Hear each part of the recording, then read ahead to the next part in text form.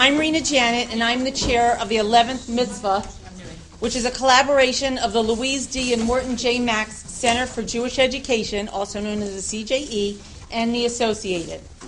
The 11th Mitzvah program is a concept of Michael Ellman, who is currently the president of CJE.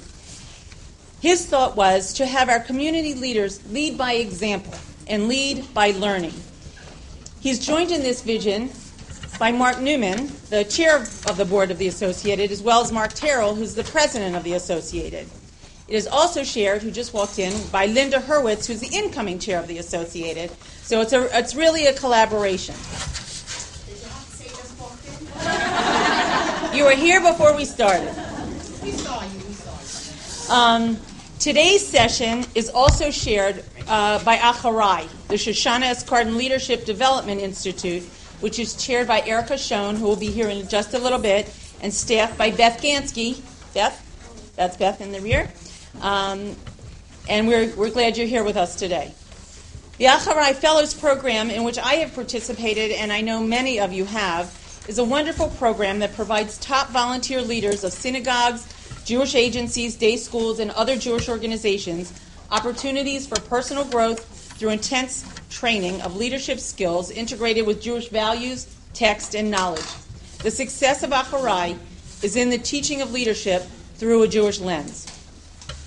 We are really pleased that many of you have made time in your day to study. This is the second in our series. The third one will be on March 29th, and that will be an evening session. Please enjoy lunch. Hopefully you're doing that already. And we're just giving you energy to fuel your study session. On the tables when you came in, you found some unique pieces of Passover art that identified your learning group. We wanted to stimulate your thinking and see if you could match the pictures as the youngsters do.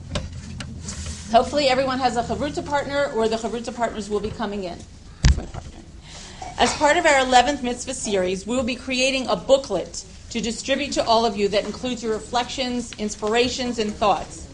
We want to capture these ideas on the reflection sheet, so when you checked in, you got a text study and a reflection sheet if you had been at the previous session, and additionally, you received a blue folder if you have not been. We're not at the previous session.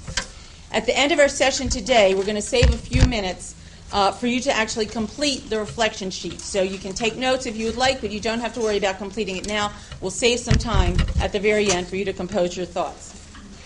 When the book is completed, we hope you'll enjoy it with friends and family and other participants at your Seder this year.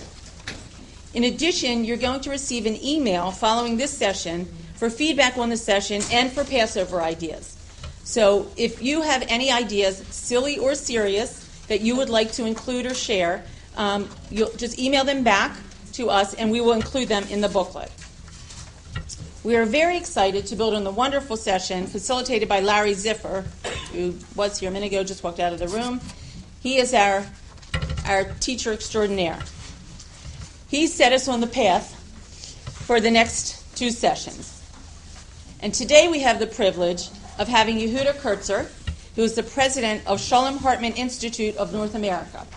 He has a PhD in Jewish Studies from Harvard University and holds a Master of Arts in Religion from Brown University.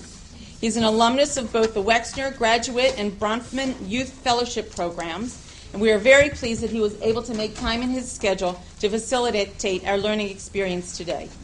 His session, his very intriguing title, is In Every Generation, Memory, Storytelling, and the Future of the Jewish Past. So please enjoy your lunch, and I'm going to ask you to come up and begin. And if anybody has any questions, feel free to raise your hand and join in the program. Thank you. Hi, everybody. Can you hear me okay in the back? Yes. Okay, great. There's a microphone up here, I guess, if I need it, but maybe I'll slide up a little bit.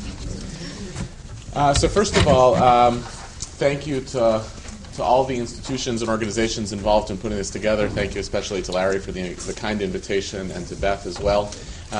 It's really an honor to be here with you today and to do some learning. And as I often am fortunate to experience in traveling around the country, it's always very moving to me when people give of their time for deep Jewish learning, not as an extracurricular activity, but as I sense through the programs here, as a core commitment of what it means to be a serious Jewish leader. It's a deep belief of mine that we are a people that we evolve, and I'm going to talk about this today, we evolve throughout history based on our capacity to be people of ideas who develop new ideas and respond on the basis of our tradition to the challenges that we face. And so to learn, to really learn, is not to be entertained by a good speaker, but to really learn is to do the deep work of actually owning the responsibility of leading the Jewish people. So kol hakavod to all of you, and I hope that this continues to be a normative practice in this community well beyond these 3 sessions and as a characteristic of the community for a long time. I wanted to talk today about one of my favorite topics, anxiety, which I actually have found myself teaching about anxiety in all sorts of manifestations lately, and it's like candy for Jews. Whenever you teach about anything related to anxiety, some people coming to resolve their anxiety and some to share it. But in particular, I wanted to talk about a certain type of anxiety that I think is actually very common for our generation of Jewish life, broadly construed, the moment we're living in Jewish history, which I want to call memory anxiety. And I wanted to talk about this both because I think about this a lot and work on it a lot, but also because it does feed in directly to Passover, which, like it or not, is looming, and is a holiday that at its core is about remembering a story and anxiously trying to hold on to that story in face of the more likely human scenario that as we pass into a different generation, we will forget it. And I want to actually unpack what's behind some of the memory anxiety that animates the Passover story. As we'll see in one of the core texts of the telling of the Passover story is a concern the minute after the Israelites exit from Egypt. The first fear that they're going to have is that their children will forget that they left Egypt. It's like a psychologically profound insight about this moment that even as you're experiencing a moment through history, you become anxious of losing it. I want to ask a little bit about what's that about.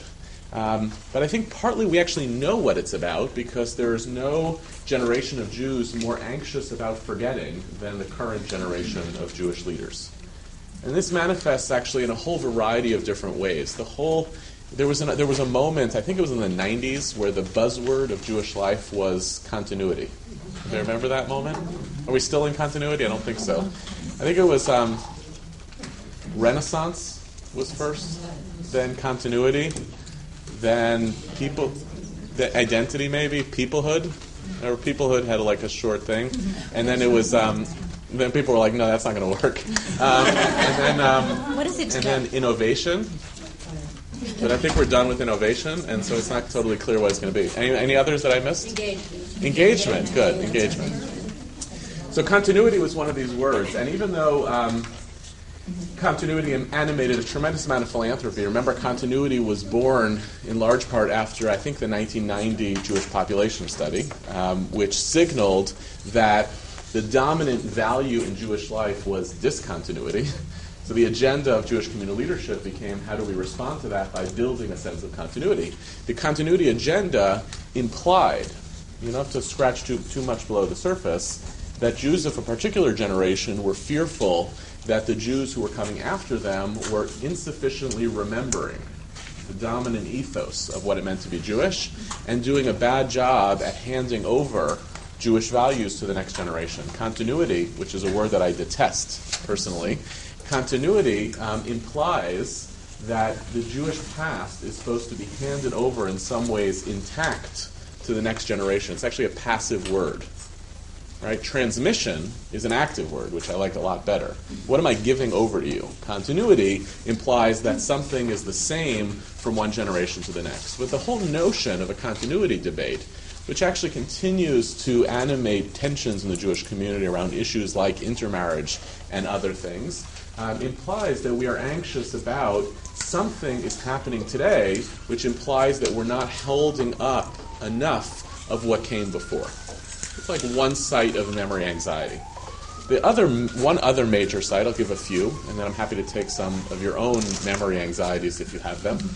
Another, obviously, significant site of memory anxiety for the Jewish community has been the memory of the Shoah, the memory of the Holocaust. This is perhaps the most profound and obvious place where our community operates with deep memory anxiety, and the anxiety that gets manifested in never again and never forget are meant to inoculate against the natural sensibility that someone is going to both try to forget terrible things that happened to them, right? That's a natural sensibility. And that the conditions of affluence and power and success that we as Jews have, both in America and the state of Israel, are going to naturally drive away the desire to dwell in the past as the dominant paradigm in which we live. And they're going to want us to actually move on.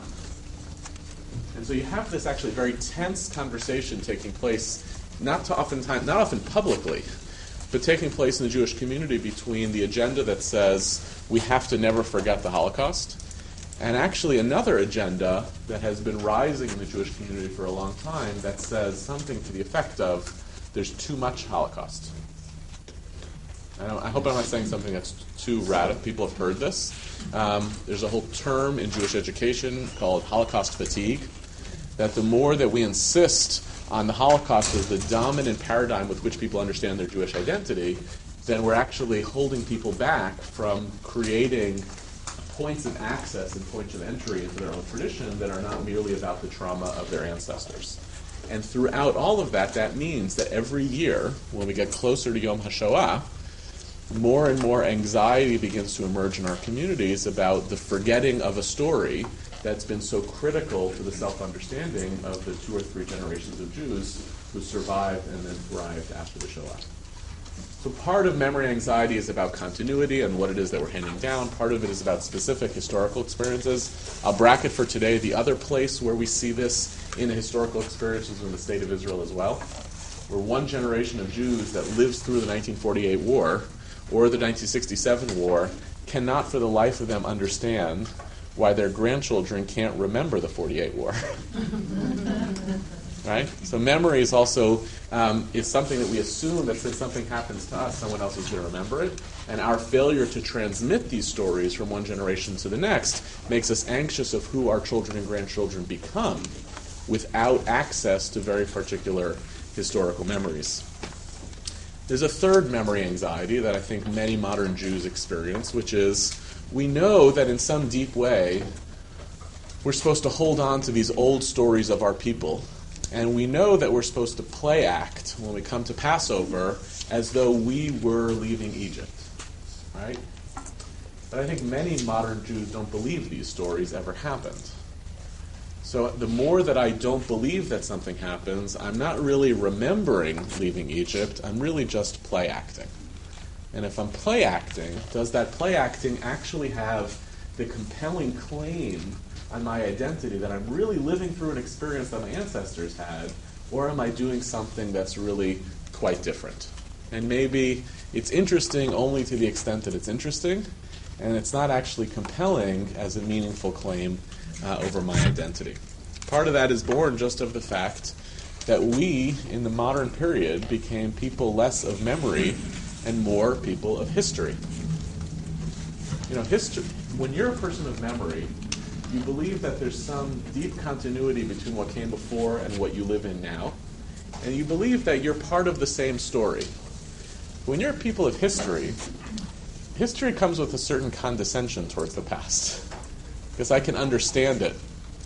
I can understand why they did things the way they did, and I transcend it. That's why history is like a deeply modern discourse. I understand what happens in the past. I assign some value to it, and now I do very different things in the present. And the more that we are people of history, which means being good modern human beings, the less we feel the compulsion, the need that our tradition is hammering at us to remember the past as though it was yesterday. And you think about like even your best Pesach Seders, like when you like really get it right, you feel like everybody's into it. You know, you don't have the uncle who's there who's just hammering away about getting to the soup. You know what I'm talking about. Everybody have that uncle. When you feel like you're getting it right, you're still not sure whether you're actually getting right the actual lived experience of something that's meant to be in the past, or a kind of different kind of play acting of something that's interesting and compelling in the present. Something about the modern condition has made us skeptical about the old and prioritizing of the new. When I gave that catalog before of those buzzwords in the Jewish community, the fact that both Renaissance and innovation are actually terms that involve, in some ways, the rejection of the past, means that we're kind of grasping at continuity, and we're also trying to grasp at discontinuity, and not surprising, those actually produce some tensions with each other. These are my memory anxieties. Any others?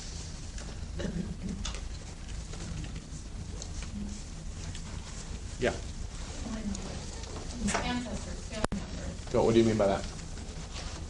Like a parent passes or a grandparent passes, you have anxiety over forgetting what they look like, what they meant to you, what the memories you shared to you.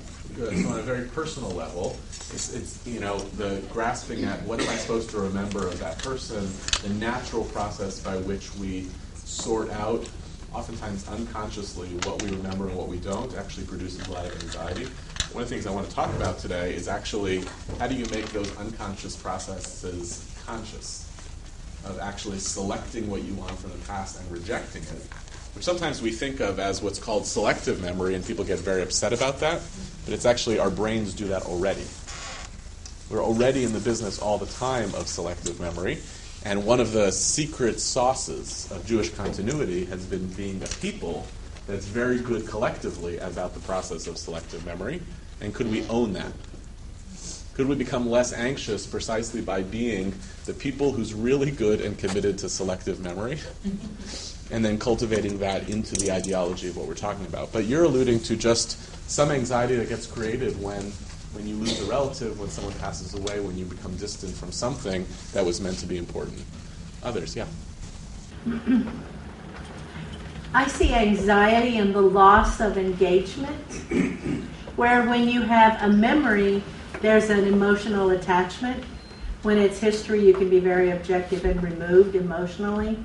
And I don't want to be a Jew that goes through the motions but is not engaged in what's going on. So I think that carries a little bit of anxiety to where you do, what you do, but you're really not connected to what you do. It's not really connected to the past or your heritage, that it holds a commanding sway over you. There was an episode about 15 years ago when Rabbi David Wolpe, who's a rabbi of a conservative synagogue in Los Angeles, he was briefly the top rabbi in America, according to a very scientific calculation.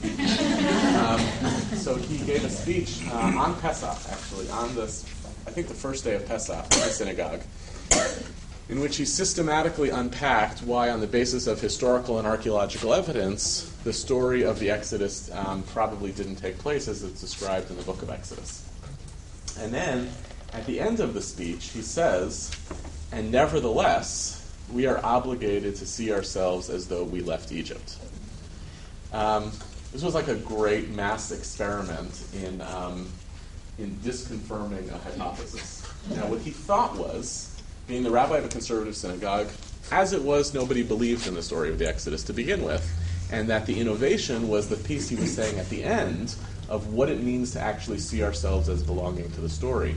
But it turned out that the majority of the people in the room were living with a kind of cognitive dissonance between actually being very liberal Jews, but holding on to a certain fundamentalist ethos about the Bible.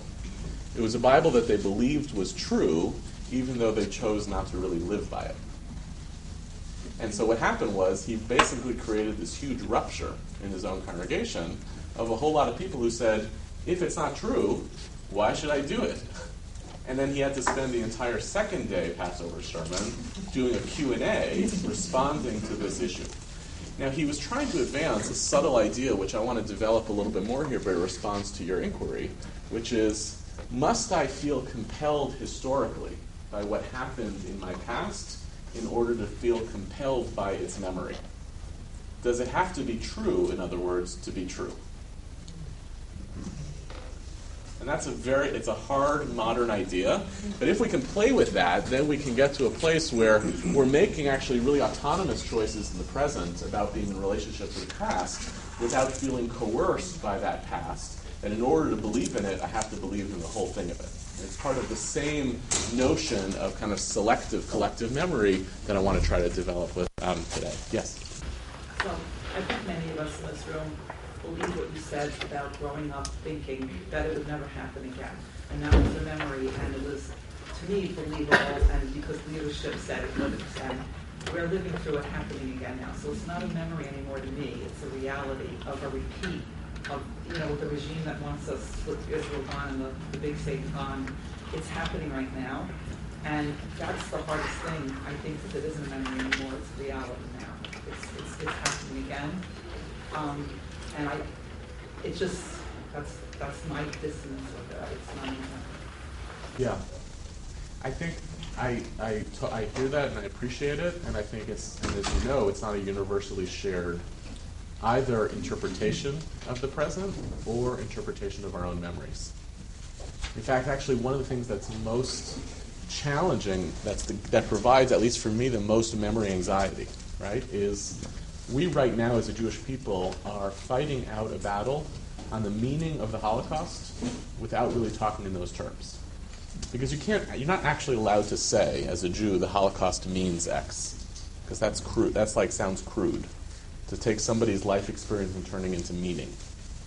But what we're fighting about is you have some section of the Jewish community that believes that the dominant lesson of the Holocaust is that we have to be vigilant that it never happens to us again.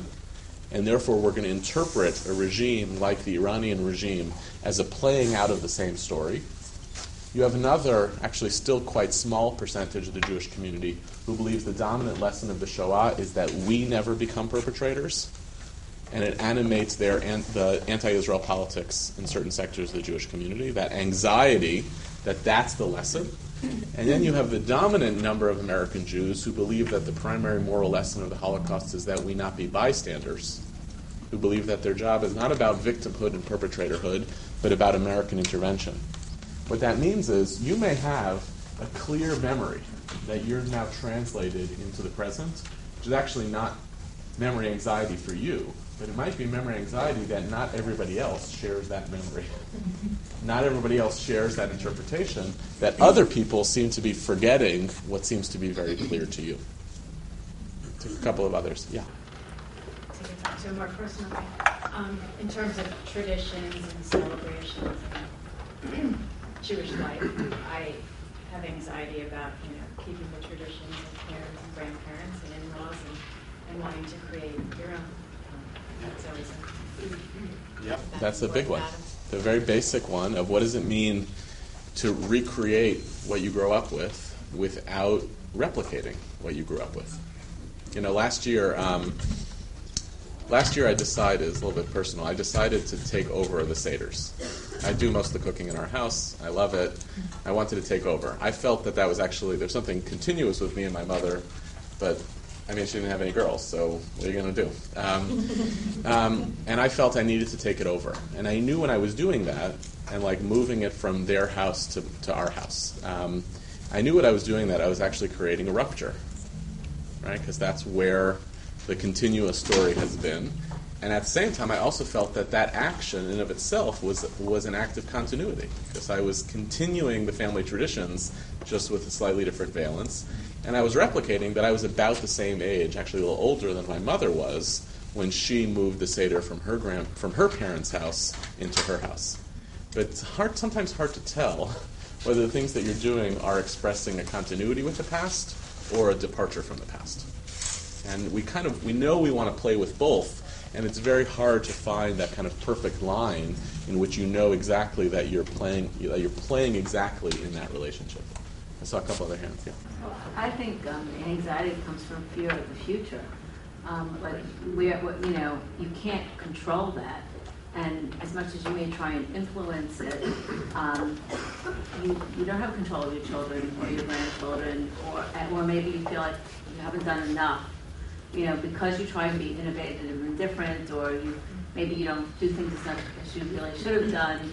You always feel like, oh, well, am I really passing on my values? And will, as a child of survivors, would not wanting to scar my children, I doubt my grandchildren will understand the angst and the anxiety. And not that you want them to have angst and anxiety, but without that angst and anxiety, will we be who we would be? Does that, I don't know if that's No, it's beautiful, and it gets to one of the paradoxes of memory, which is oftentimes we talk about remembering the past, but we're really trying to talk about our anxieties about the future. Right. I think that's what you're expressing. Yes. Like, I've lost something in the past that makes me anxious about the future. And you sometimes see this with a certain generation of Jews who realize at a certain point that their job was exclusively to be the bridge between their grandparents and their grandchildren.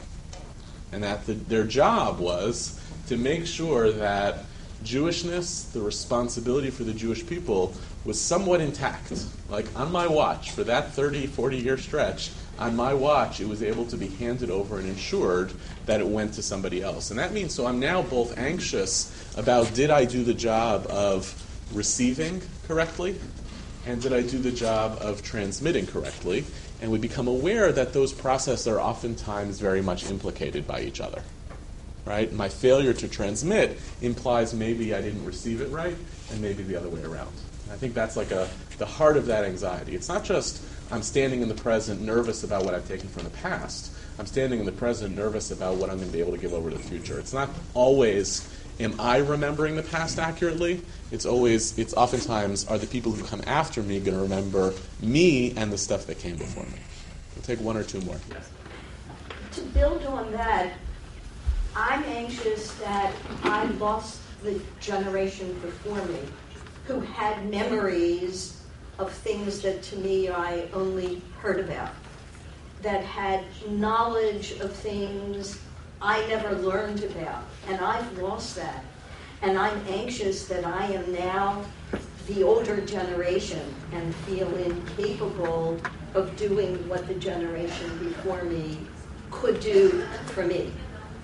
Although, and this is intended to be charitable, if the generation before you gave you stuff and you didn't remember all of it, then maybe the best we can expect is that we're going to give our children's generation stuff that they're not going to remember all of it. Whereas, like, maybe there's something. See, part of the reason that this troubles me a little bit, right, is that's the anxiety of, did I get all the right pieces? Right? Did something get lost along the way between what was given to me and what was coming forward? And at the same time, like, as people who live in 2016, who believe in science, we know that actually we are also evolving and getting better. So something weird is happening where we're both very anxious about what we've lost from the previous generation, but we're also aware that the work of innovation and creating and evolving is actually making us capable of doing things that are way beyond the capacity of our ancestors. I'm not saying that shouldn't make us anxious, because we're not always sure whether we took the right things. What if I remember the recipe, but I don't remember the story about the recipe? Or most likely the other way around. Yeah. Or I didn't experience that story about the recipe. Right. Whereas those who came before me experienced it, I only heard about it. Yeah. So let me take one more. Yeah. So two quick thoughts. One is I've been spending the last couple of weeks taking old pictures from my great-grandparents, grandparents, whatever, and found these things from like the 1900s, including a newspaper in 1926, March 26, 1926, wrapped in a plastic bag, but I have no idea why it was saved. Why it was there, yeah. And so I was thinking about that as a metaphor for like all of these things that all of a sudden, if I don't, like, I'm documenting everything as much as I can with names, and because it's going to be lost, it's going to be gone. Yeah. So that is very disturbing to me. So that's one thing. And the second thing that I was thinking about was my mother is here. We have a tension in our Seder planning right now because my mother used to lead the Seder. Now my daughter's leading the Seder, and my daughter's not using the Haggadah that we've always used, that I grew up with. She's being much more innovative, and like I like the scare quotes. That's right, good. And she's changing. So she has the background to say, so this year we're going to change the order of the Seder, but we know that it's changing the order. That's part of what she's trying to do. I said, but Jenna, not everybody knows that this order is not the order. So it's and I'm kind of betwixt and between. Yeah. What do we hold on to? What do we let go of? Great. So the Seder is like the perfect metaphor for all of this, right? Because all of these anxieties that are both in the Haggadah itself, you're going to come to the Promised Land and you're going to forget the story, and therefore we need to hammer it in and tell it over and over again. And you're actually play acting that same phenomenon. And it's like the perfect context to play out all of these memory anxieties, which are, as we've pieced together here, include the anxiety of, are we going to forget what our ancestors who were at a Seder looked like? Are we doing it right? Are we remembering the right components? Are we telling it together? And it's very meta, actually, because the whole story that you're reading in the Haggadah, I don't know if you've noticed this, you never actually tell the story of the Exodus from Egypt during the Haggadah. What do you do during the story of the Haggadah? You talk about other people telling the story, right? Or is it like my Pesach Seders mostly consist of telling stories about previous years' Pesach Seders, right? You know what I'm talking about. So there's this amazing kind of combination here of the anxiety about forgetting is both the story itself and it's the performative ritual of that story. And it's all about hanging in this awkward in-between space of knowing that this has actually been the secret sauce of Jewish history.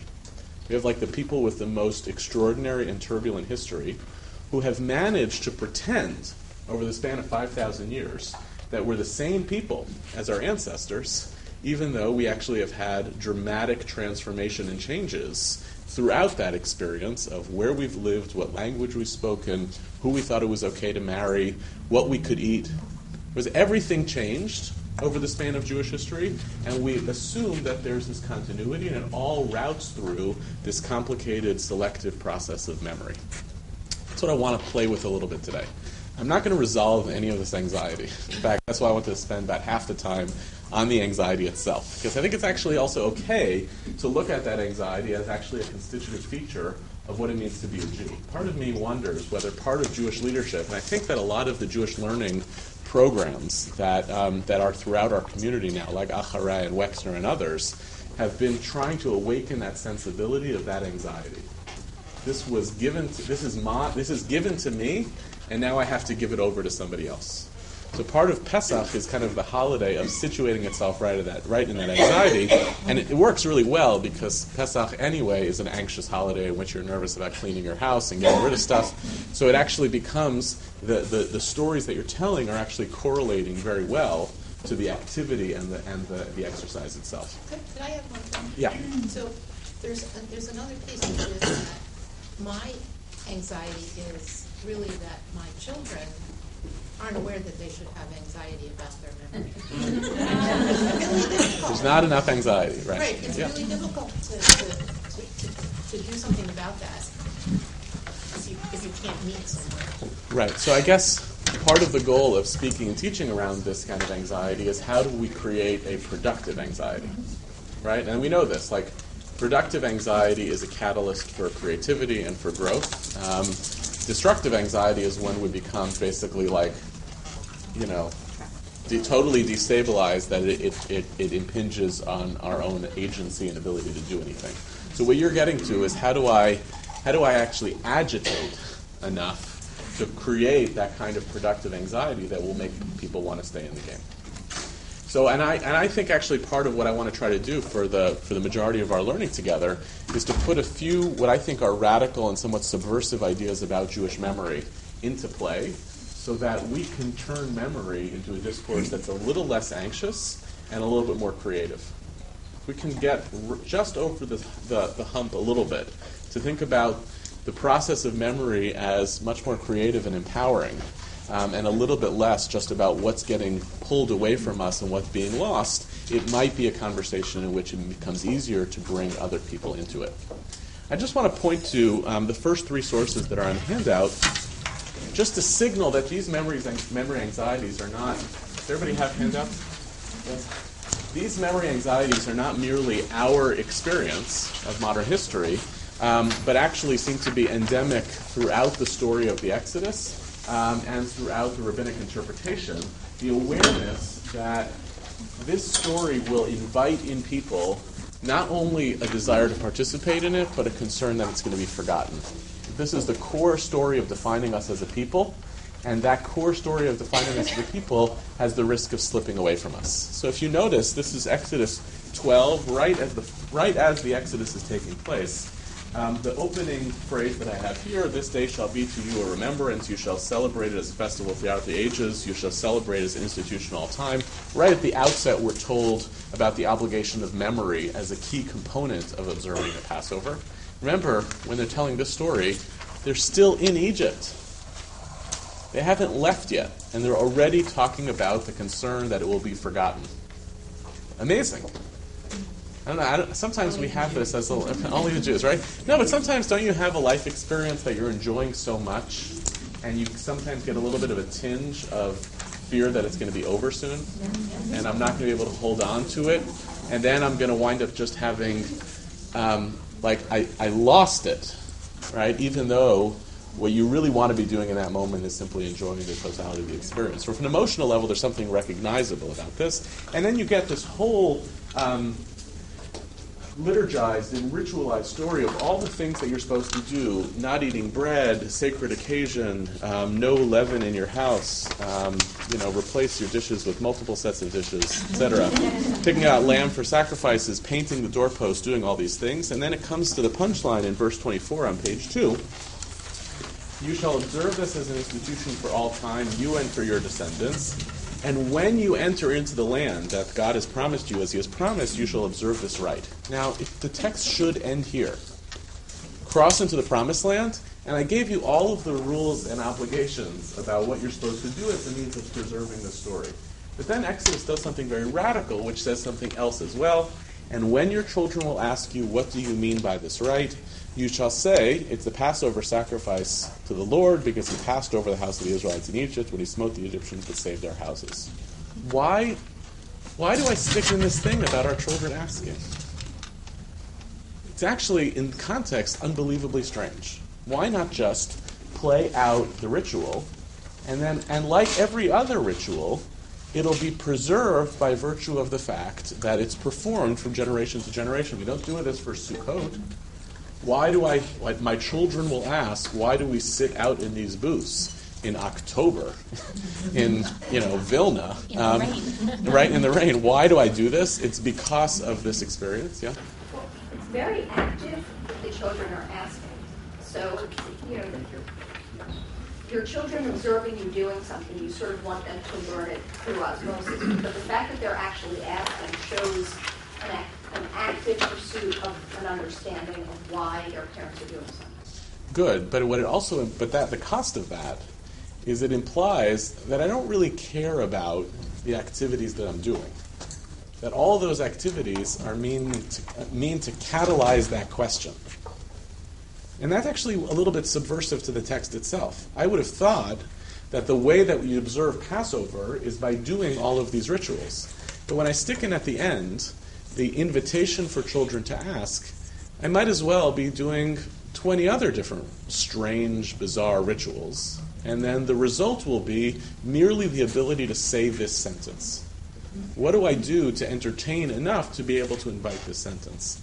And it seems to imply that the main value that I want out of all of this Passover observance is to stimulate a question that will prompt a remembrance. All I want is that my children remember that this is the core idea behind the holiday. Now, situating this memory anxiety in the first telling that the Bible has, the Bible is anxious about continuity. Not that anxious about the performance of the mitzvot, the obligations themselves. It's anxious to make sure that that conversation continues for many generations. Yes? The way that question says, what do you mean by this right? And I know when we talk about the four sons, and the wicked son says, why you, and not including himself in it. Maybe by saying this, it's to tell us as parents that we need to say, this is what we did, and this happened to us. It's an invitation to usness. right? How do you make it such that your children feel part of the us? And then all of this stuff, all of the weirdness, painting the doorposts, seems to be instrumental to try to solve for the problem of will at some point in time people forget this story and exclude themselves from this story. Yes, there's a hand in the back. No. So here's one anxiety which comes right at the beginning. Yeah. I was just going to say, I think maybe it's telling us that reality of the future is that things will change. We will change. But at the same time, even with change, and even with new things that happen in our Seder, because every generation makes a different Seder, even so, the base of the Seder is God saved us from Egypt. That's the base of the Seder. So, yes, you're allowed to incorporate new things into your Seder, but you have to keep a base of the Seder that God took us out of Egypt. So I have to find some way, the way to resolve the memory anxiety is to simplify. Right? It's not about, the more that I insist that remembering my ancestors is actually remembering an extremely intense chronicle of everything that happened to them, my goal is remember your ancestors by thinking of yourself as part of the whole and summarizing what happened to our ancestors into something that's distillable, memorizable, and learnable. That's actually in some ways freeing of some memory anxiety. I don't have to remember everything about my grandparents, but what were the key ideas of my grandparents' life, at the risk of sounding very prosaic about a person's life? What were the key commitments that they made? How can I distill it? Maybe part of the memory anxiety signals this is a way of resolving some of that anxiety by thinking in distillation. Yes, you had hands, and then I want to do the next one. Yeah. I was just going to say, when going back to this verse about the children, it's a reminder that we should assume that our kids may not ask, but that is our role. That we have to be we're all the bridge from one generation to the next. So that we should not assume that our kids are learning by example.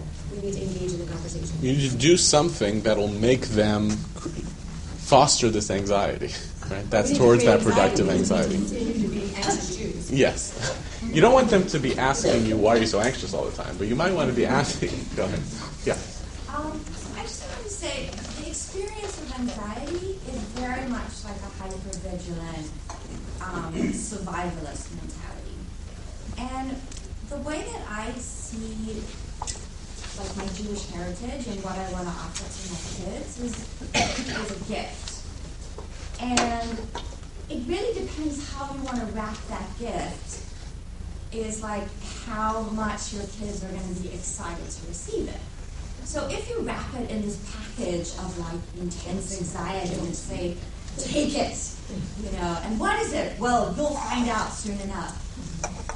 There's that, and then there's like tapping into the psyche of a kid, which is, ooh, it's colorful, it's creative, it smells good, maybe it sounds, there's some songs going on. And the best way to get the attention of a kid is to stimulate curiosity rather than shove it in their face. So I kind of feel like when I think about Chadim and when I think about Pesach, like the whole experience of the storytelling and the singing or the puppets or the plays is about stimulating that colorful wrapping that you want to. Again, that's like that affirms, at the risk of being a little heretical, the Bible doesn't care about these particular rituals. It's a way of saying the same thing. The Bible doesn't care about those rituals. The Bible's trying to get you to the summarized takeaway. And the best way to get to the summarized takeaway is by doing things that are going to invite people to want to ask that question. Now again, the reason I'm anxious about that summarized takeaway is that people will forget it. And then who are we as a people if we don't know our purposefulness? Let me look at one other text about anxiety, and then I want to break you into study a little bit at your tables. This is the rabbinic commentary on Exodus 12, exactly on this moment, where it says, when your children will ask you, the rabbis offer two interpretations of what's taking place that's going to prompt this whole idea about children asking. which I signaled to you is like a little bit of a weird thing here at the end of Exodus 12, that I give you all the instructions and then I tell you that your children are going to always ask what you're doing. The rabbis pick up on this weirdness as well and try to offer two explanations of why the Torah here is so anxious about forgetting. And the two explanations are opposite to each other, but they feed each other very nicely.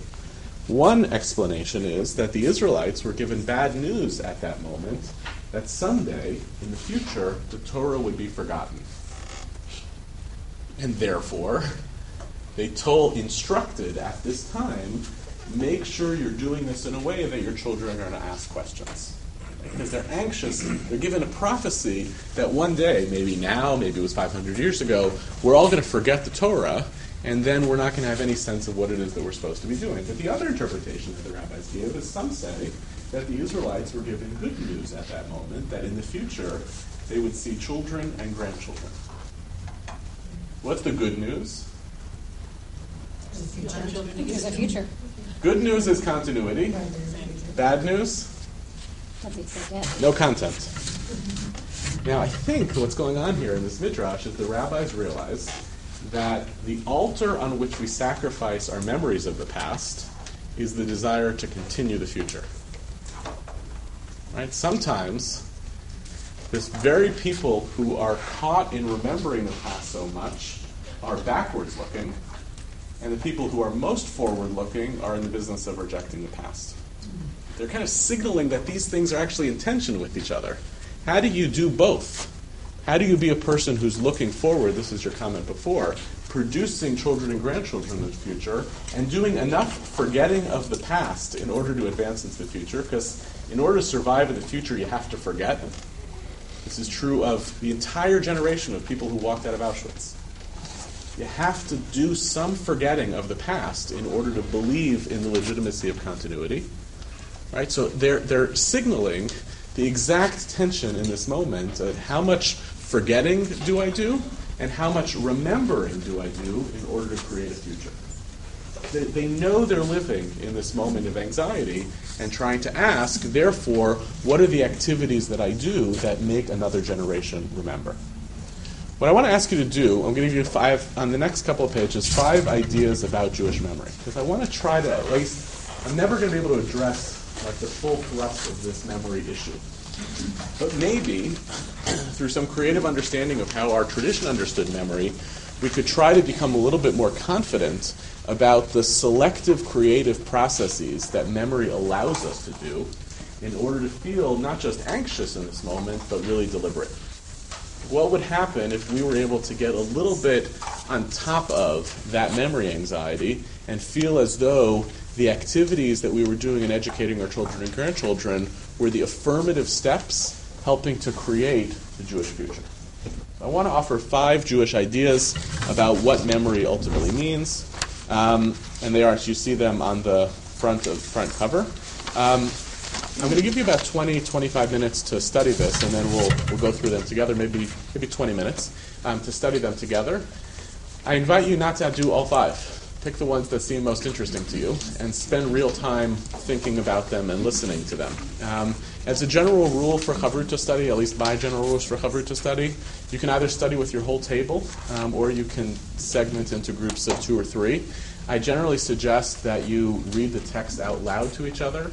If you don't know what they mean, read them out loud again. Role play if you need to figure out who's speaking and who's not. And the goal here is not to take this conversation from the conceptual and then abandon it in pursuit of the text, but to try to answer those questions using the text as an instrument. And therefore, the permission I want to give you is, if the text isn't helping you to talk about the issues, let it go and talk to each other. Because that's the primary goal of this learning, is to use the text to be able to address these issues.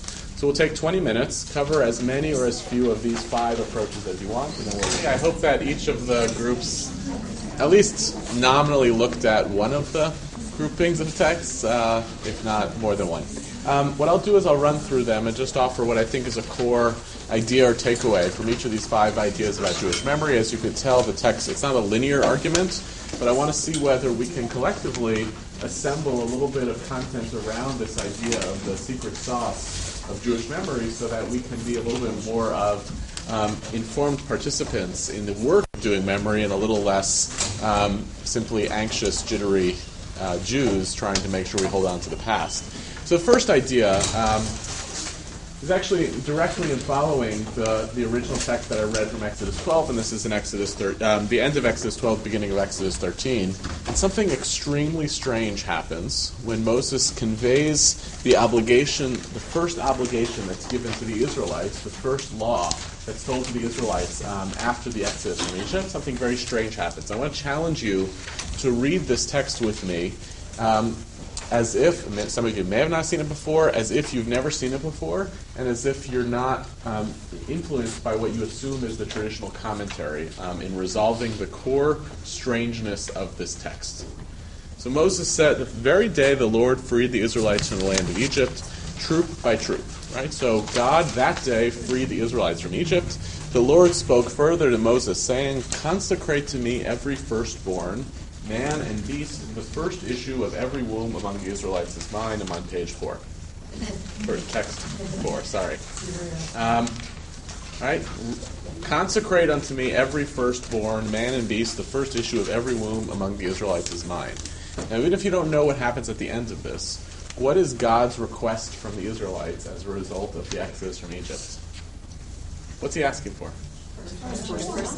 To do what with them? Yeah. What do you guess that might mean? Kill them? What's the logic of why you would sacrifice your firstborn children after just having come out of the Exodus from Egypt? So you certainly will never forget. Payback. What was the ticket? What was the ticket of the Exodus from Egypt? This is it. This is the price. In order to get the Israelites out of Egypt, what did God have to do to the Egyptians? To finally break Pharaoh's will was actually kill the firstborn children of the Egyptians. Now the Israelites leave and go out to the desert, and God says, payback. I had to kill their firstborn children. Now you consecrate to me your firstborn children. Now this is plausible from the standpoint of the Torah, because one of our most important stories is our forefather Abraham being asked to sacrifice his firstborn son, and then it kind of doesn't have to at the end. But the text never says to us, oh, I was kidding, or I would never ask of that. The text resolves it by saying, you don't have to do this right now. But there's no reason to believe, except if you know the end of the text, that what Moses is conveying is not actually sacrifice your firstborn children. And the best hint that you're actually supposed to sacrifice your firstborn children, I see in a second, is that it says man and beast. There's no separate rules, which we'll see by the end of the chapter. They've differentiated between different rules for human firstborn children and animal firstborn children. It seems that God doesn't discriminate. Whenever you have a firstborn child, it has to be consecrated, i.e. sacrificed to God. Yeah?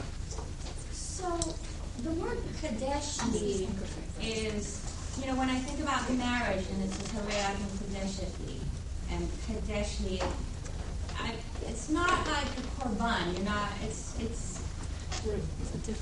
It could mean something else. It could. It's a slippery slope.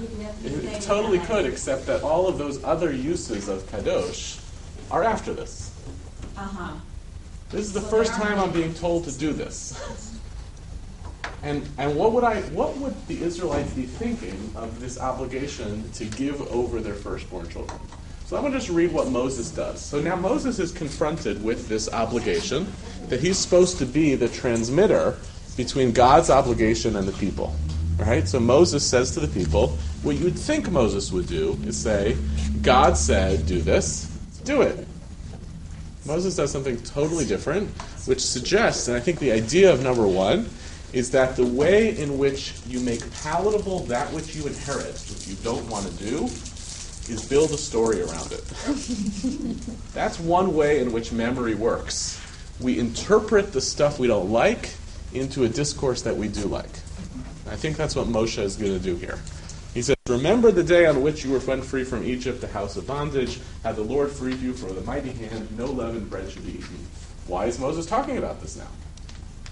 partly because he knows he has to sell to the Israelites a really unpalatable obligation, and so he's going to frame it as part of a much larger, more complicated, and more ethically meaningful story.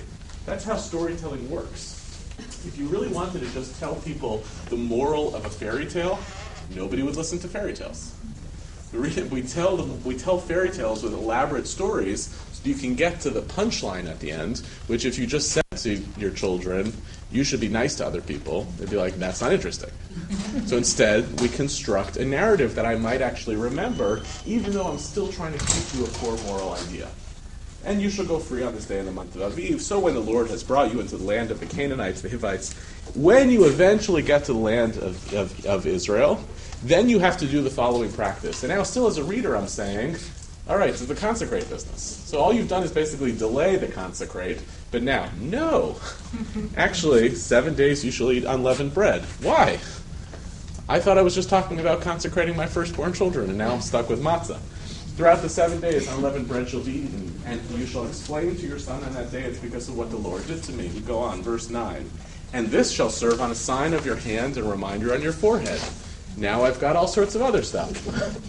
You shall keep this institution at its set time from year to year.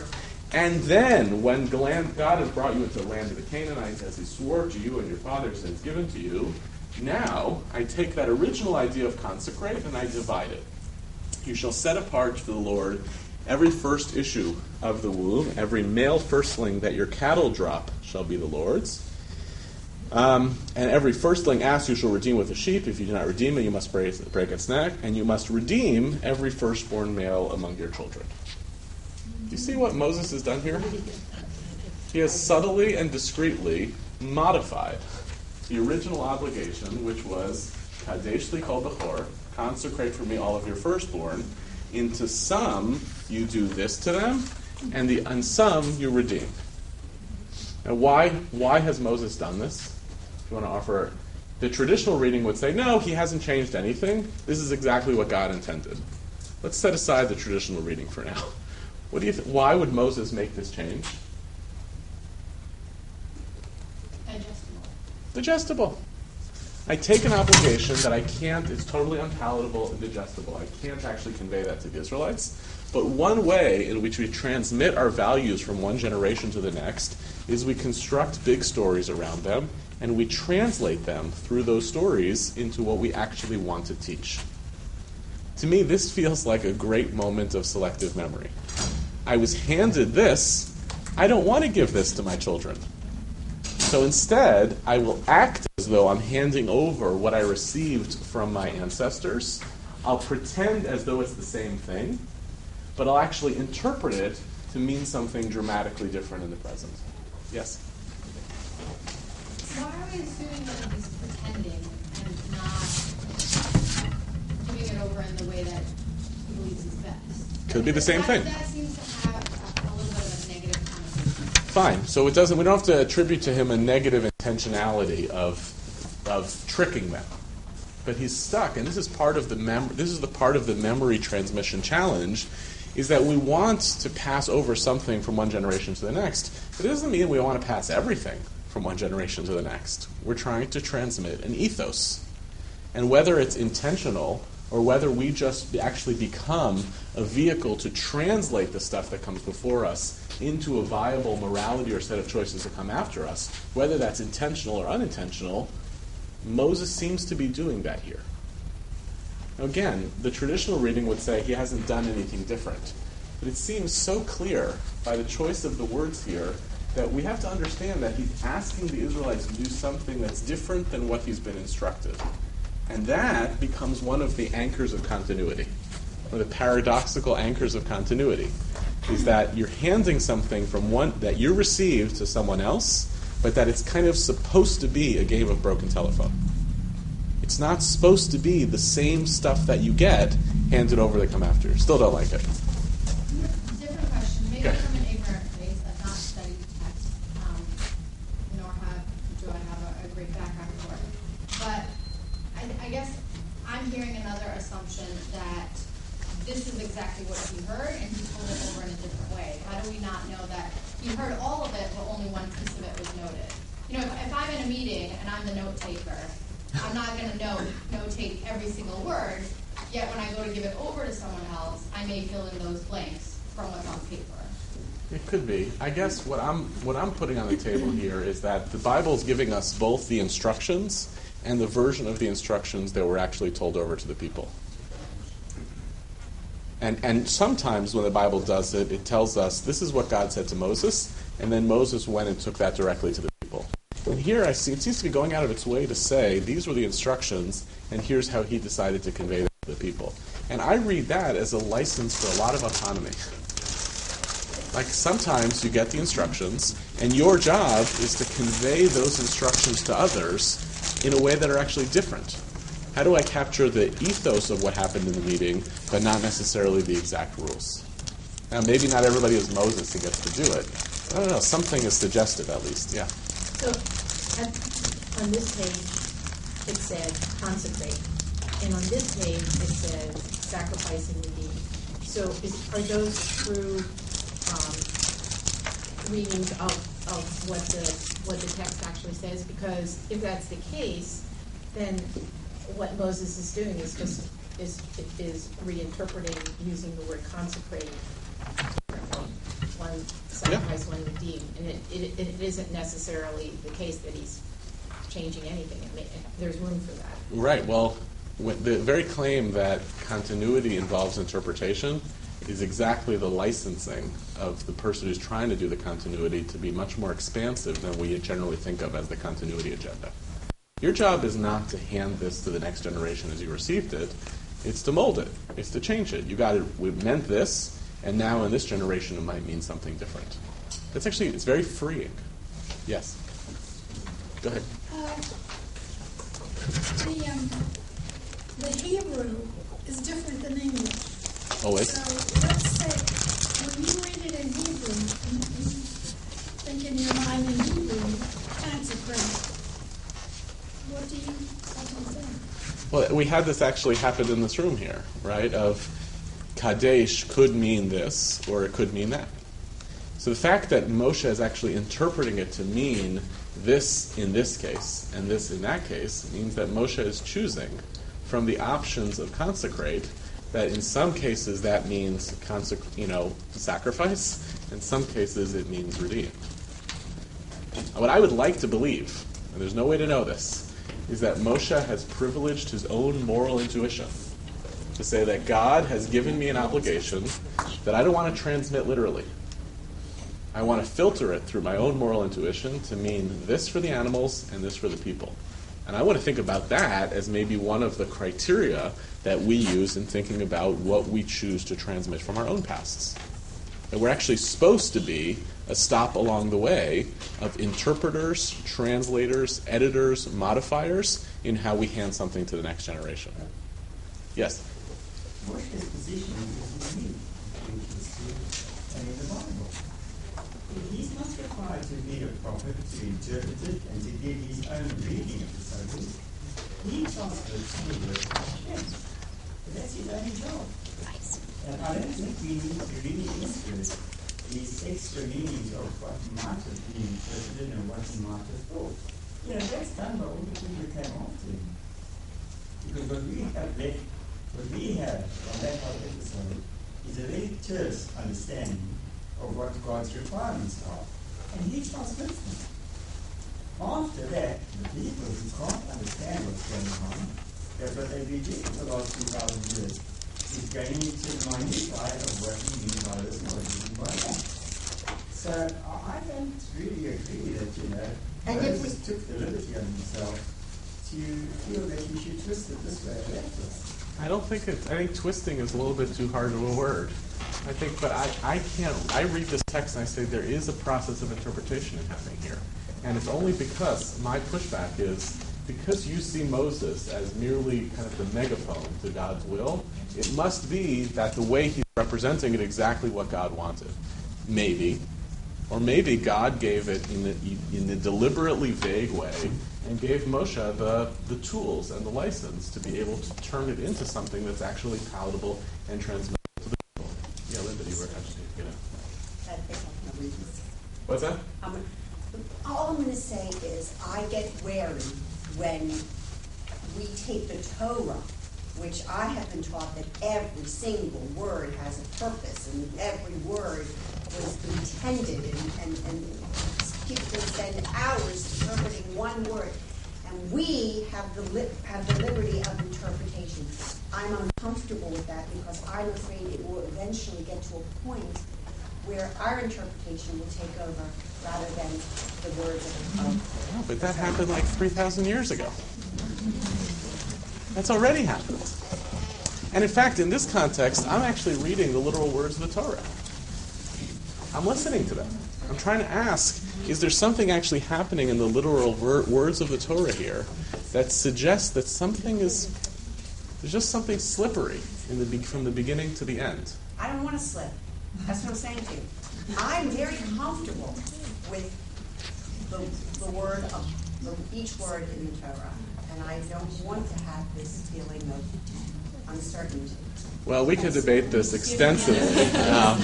We could debate this extensively for a long time because we are actually, did you read the book, My Year of Living Biblically? Yeah. So that was a person who tried to actually live the Bible literally. Yeah, he came to the GA, I think. Yeah, probably. Anyway, yes, I'll take one more and then I'm going to push on. So I think there needs to be mention of the fact that Moses,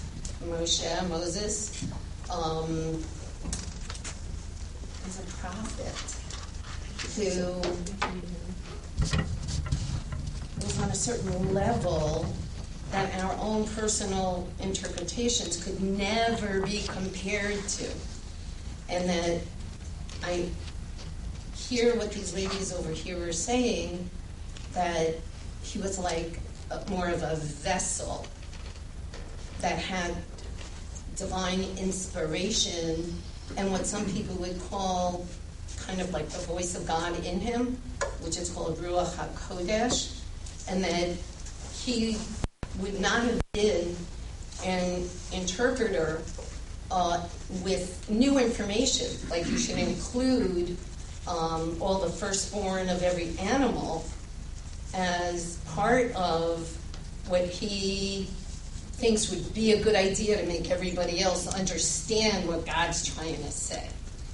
I think that there is room for the interpretation, the nuance, the creativity, but it's not from the text from that basic level. It's somewhere in between that and what we're doing today. Good. So we have actually two competing reservations against my position, which are completely opposite to each other.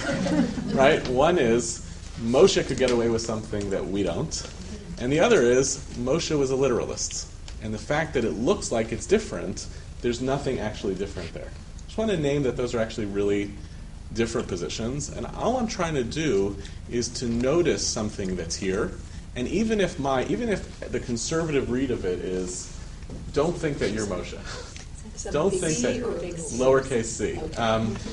Don't think that you are Moses here to do this. I'm picking up on an impulse that's connected to the very act that's at the heart of this story, which is narrating this story to your children.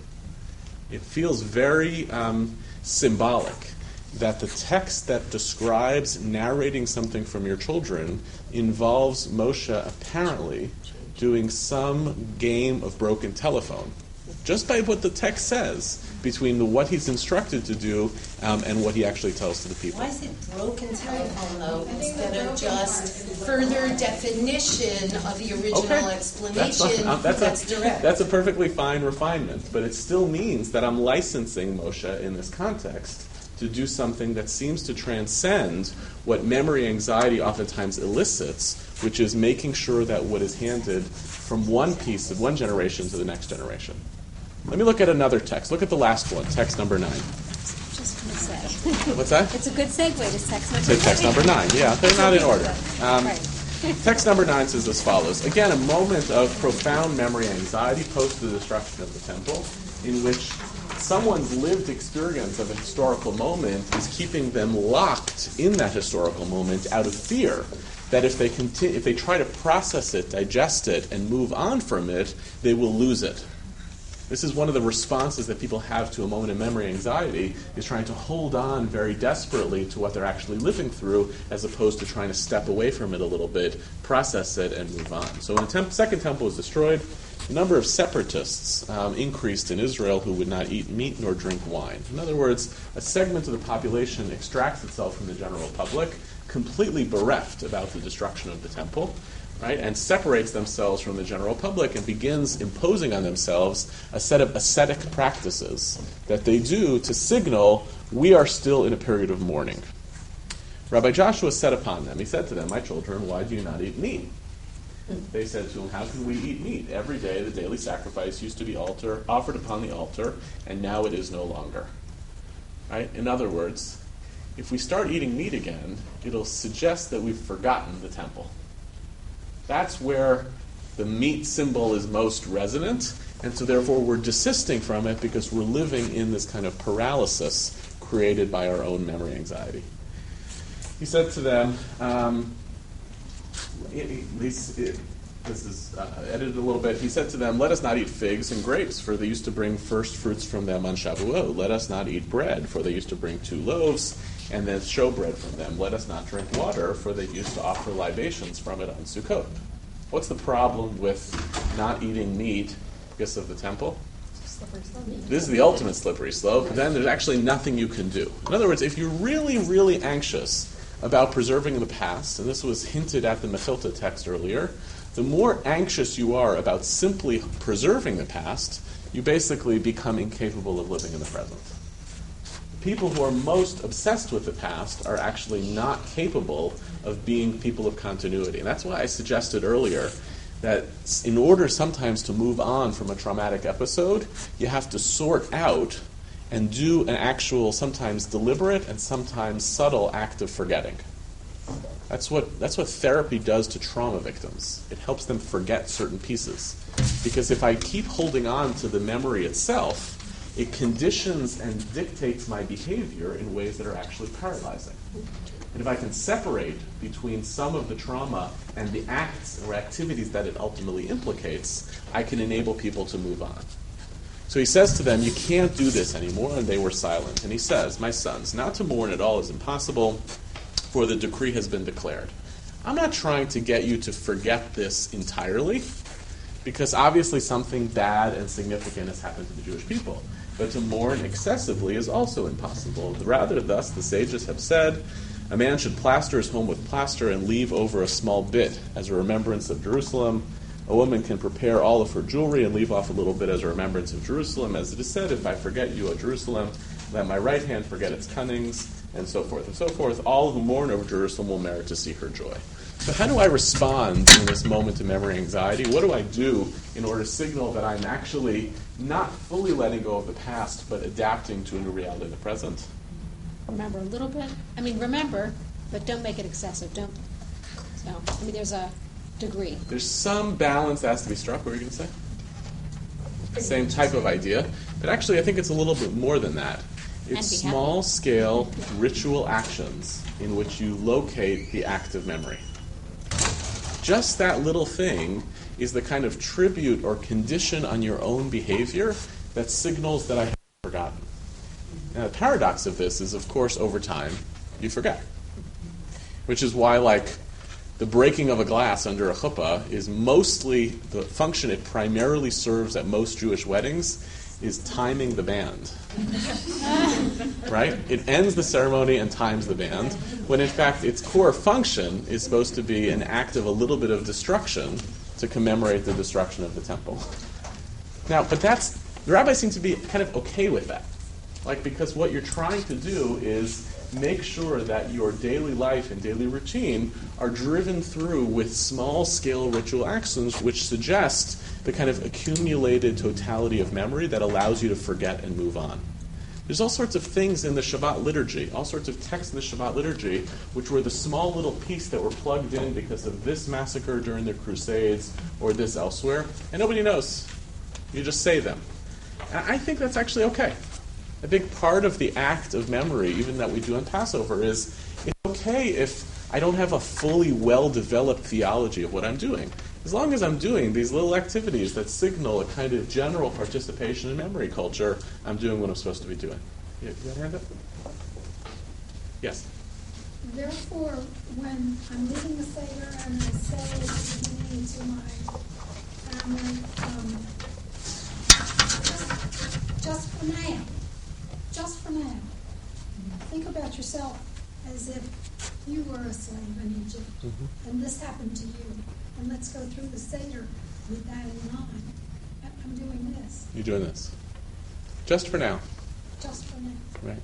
But it does, I believe that does leave, keep in your mind, a little something, a little core that you don't forget. I think so too. I think that small scale, single, like as we saw earlier with like narrating and just that one sentence of because we were slaves in the land of Egypt does wind up having this residual sensibility in our consciousness that we see ourselves as people of memory. Let me throw out one last text. I didn't do all 5, but you can take them with you and study them at your Seder. Just look at number 8, because this to me is the most poetic. It's a very sad tale in the Talmud. Yes, you read this? It's amazing. 8 and 9.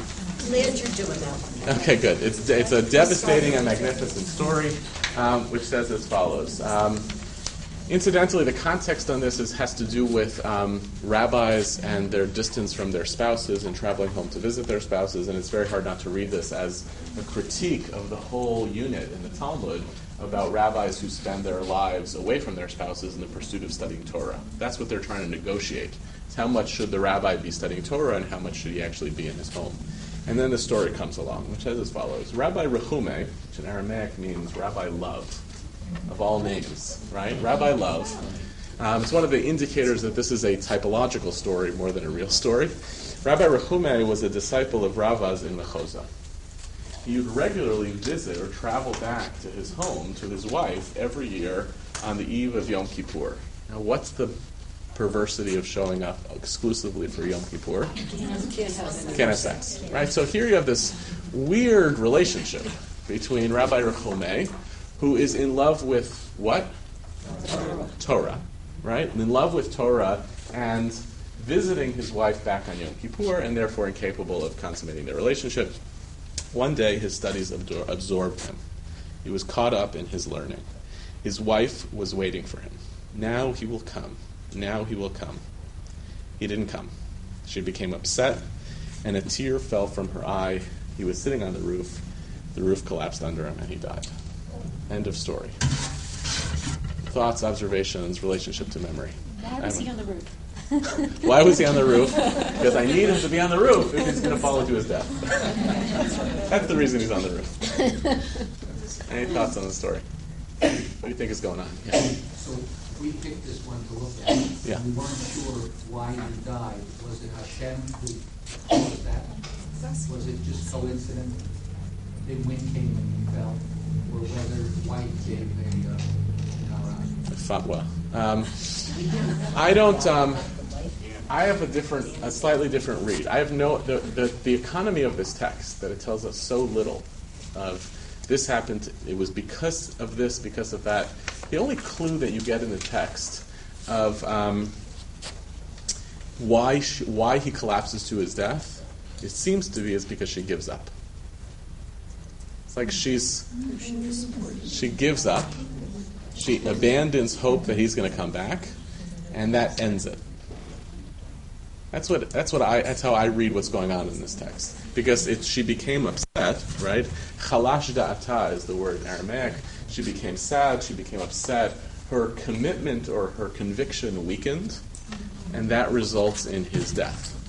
And what it suggests, there's so many places to play with this text. It's an incredible text. It's an incredible theological text. It's taken as a metaphor, God and the Jewish people. There's a lot going on. What would it mean to be so committed to Torah that you would forget human beings, the human beings to whom you're in relationship to? So there's a lot of implications. But what seems to be very powerful to me about this text is that their relationship is based on a shared commitment of memory and responsibility to each other. And the minute that I decide that I give up on that memory, right, I've basically, and that's why I call it a covenant of imagination, then the whole relationships becomes a self-fulfilling prophecy. And forgetting, right, the act of forgetting debilitates our relationship to that which we're attached to. And the reason I was drawn to this in relationship to this is because some of the memory anxieties I raised at the outset were about what do we believe about our own past? You know, as people of history, what do we believe about our old stories? And part of me says we as modern Jews are basically Rav Rechume's wife, where as long as we keep believing that we're in relationship, whether it's to our past, to each other, to God, then that story sustains itself. But the choosing to forget or the choosing to give up is the strongest tool which disconnects us from that which we're longing for. So there's a lot of sadness here, right? Because it's not like she's still longing for him to come home, and it's still a really imperfect relationship. Even if he comes home, that's, it's not a good situation, right? It's There's based something upon a imperfect. shared decision, as you said before. That's right. There's some, and there are people who live on that level where they can make a decision like that for the good of what they think is all Jews, or the commitment to, if you have the ability to really understand God's law and interpret it for the people that they make in an understanding, and they're happy to live with that. I can understand how it could break if the one time they're supposed to see each other, which they also committed to, doesn't happen. Yeah. But if it's based on something that was a shared commitment based upon the level that they're on that maybe we can't really understand at all, and that is a solid thing, that is a valid thing. Yeah. And the commitment part that did not, that's all commitment, but the part of the commitment where they did see each other every year on that day is the thing that broke. Now, the rest of it is not necessarily broken. So I'm thinking of this in a slightly different metaphorical way, and this is how I'll conclude, and I have to stop, is I sometimes think that we're the Jewish people in this moment of this kind of longing for relationship, sometimes for something, our tradition, our past, our heritage, that we feel very distant from, and that we're not sure that, all the memory anxiety is in her. Right? Has he remembered me? And it's something powerful to me to think about us with the opportunity of being a corrective to this moment. Of what does it mean to reconnect to a story when we know that the minute that we, I'll put it like this, the minute we yield to memory anxiety, the whole system collapses. And that part of the whole challenge of memory storytelling on the Seder, in spite of all of this memory anxiety, is figuring out how do we become people with just a little bit more confidence that we can be creative, selective interpreters of our past with the sense of shared commitment to that past that we can continue to transmit. Stop there. Thanks.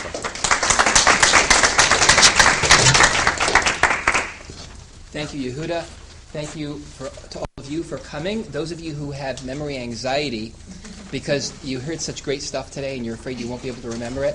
So it was recorded, and I want you to know we will have both audio and video that we'll be sending out to you of each of our 3 sessions. I also want to remind you that on March 29th at 7 p.m., the final of the third of our 3 sessions will be led by my friend and soon-to-be your friend, Michael Brooks, who will be completing our trilogy here in preparation for Pesach. I want to give you a few minutes now. Please, please, please share with us your reflections. You've got a reflection sheet. It's very important for you to share your ideas with us. Give us your feedback as to what stood out for you today. We look forward to seeing you on the 29th. Please tell your friends. It's going to be, we're growing each time, so it'll be important for us to know in advance who's coming. And once again, I just want a special thanks to Yehuda, who is one of the memory producers in our American Jewish population today. He's an incredible speaker, a thinker, a thought generator. You can follow him on Facebook. You can follow him on Twitter. If you find his ideas provocative, there's lots of ways. He's a blogger, and the Hartman Institute is fortunate to have him there at its head here in America. It's really our privilege to have had the chance to study with you today. Thank you.